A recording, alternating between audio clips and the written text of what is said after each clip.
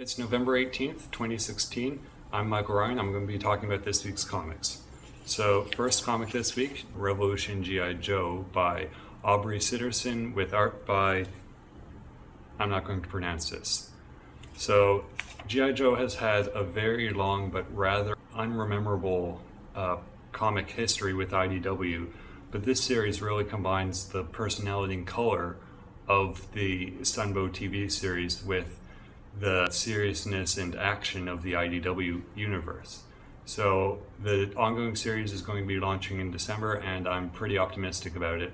I give this book, I'm going to say 4 out of 5. Our next book, Rebirth Superman number 11 by Peter Tomasi and Patrick Gleason.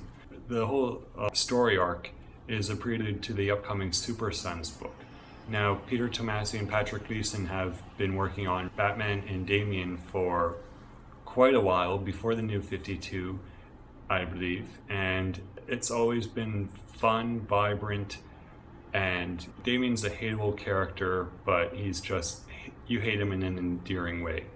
So this issue, the action is so intense, it's occasionally hard to follow, but I've loved all of the Batman and Robin and then Robin and Son series, so I'm enjoying this. My only real problem with the series is that it's using the new Jonathan Kent character when Chris Kent was shuffled off into the Phantom Zone, but that's nerd baggage. It's a really fun book, bit hard to follow, but I'm going to give it 5 out of 5s because I really like pretty much everything Peter Tomasi writes. Then we have Micronauts, number 7 by Cullen Bunn with art by Max Dunbar.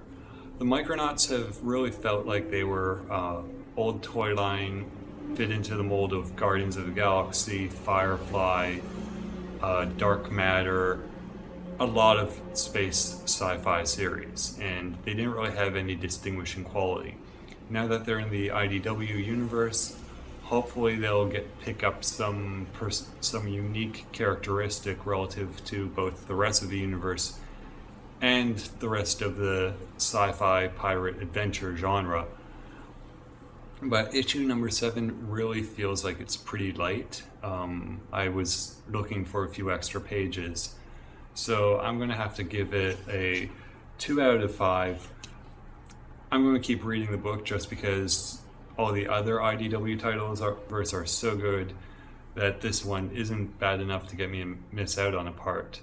But I really hope that there's some edge coming up.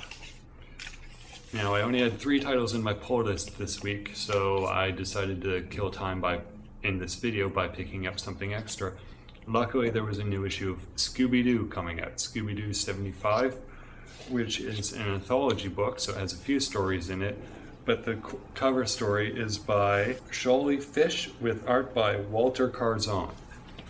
It's a Scooby-Doo book where the Scooby gang do Scooby things. They solve a few mysteries, they eat some meals, and they get called meddling kids. It's exactly what you would expect from a Scooby-Doo comic book.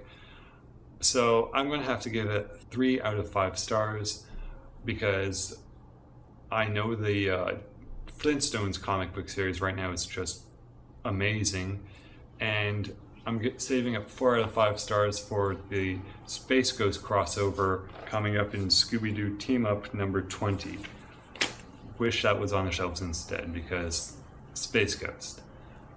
So also this week I was able to grab the Marvel Free Preview, which has samples of a ton of Marvel comic books coming out, all the new titles, and it really helps, figure out what stories are coming out and sample each of the artwork, give a taste of the status of the universe. Because there's so many titles, I really can't give it an overall rating, but I can say that, hey, it's free, so there's really no reason not to just thumb through it.